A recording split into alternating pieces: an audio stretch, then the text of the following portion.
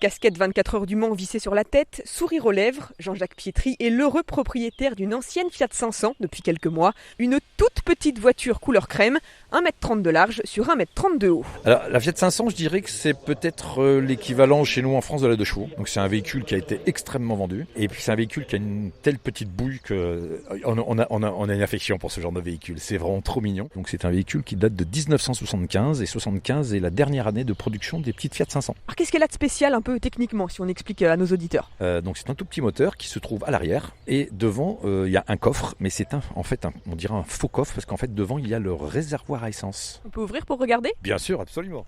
Alors, vous trouvez la clé, la voilà. C'est très archaïque, hein. Il n'y a pas d'électricité, c'est tout mécanique. Hein. Ah oui, effectivement, c'est pas très grand. Alors qu'est-ce qu'on a là? Donc Alors, vous ici, disiez. on a donc le réservoir à essence, un petit réservoir de 25 litres, la roue de secours. Ah oui, qui est rangé verticalement. Voilà, exactement. Donc sur la gauche, le cric. Et donc voilà l'espace qui reste. Donc en un mot, pas beaucoup, quoi, pour ranger les. Ah oui, on peut même les pas bagages. mettre une petite valise, hein, même Non, pas. un petit sac à main peut-être. Une trousse à outils à la limite. Et donc cette voiture, est-ce que vous êtes capable un peu de la réparer? Alors oui, le gros avantage de ces véhicules-là, c'est que ce sont des véhicules très simples.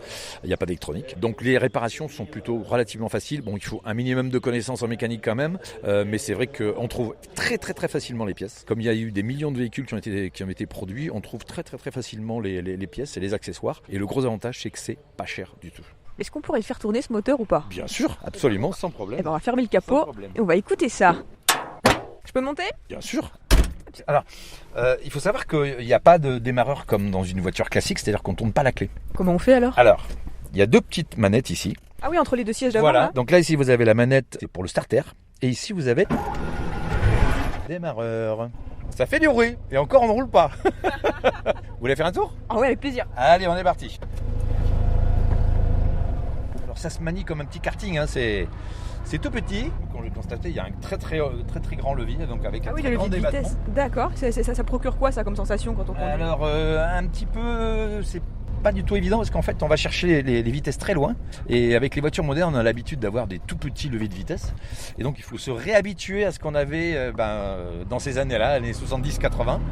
Et puis finalement moi je trouve qu'il y a quand même un certain confort quand on sait quand même que tout ce qui est l'amortissement c'est pas du tout les voitures d'eau modernes qu'on fait, hein. Ça reste archaïque comme système, mais finalement moi je trouve que c'est relativement confortable. Et alors, elle est totalement dans son jus. Elle a été rénovée bien sûr au niveau de la peinture, mais sinon elle est totalement dans son jus. Hein. Et ce qui est amusant aussi, moi ce qui m'a frappé, c'est qu'il n'y a qu'un seul rétroviseur à gauche, Oui, un tout petit Tout touron. à fait. Voilà, c'est un tout petit. Alors qui est d'origine également, parce qu'à l'époque les rétroviseurs n'étaient pas obligatoires sur la droite. On avait un rétroviseur à gauche, mais on voit dedans quand même. Hein.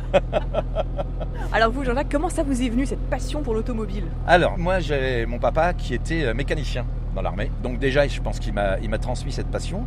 Ensuite j'ai un frère qui est motard.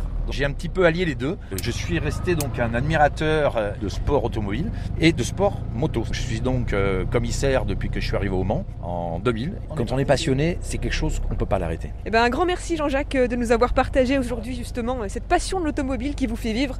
Et puis merci pour la balade. Mais merci à vous, c'est un grand plaisir.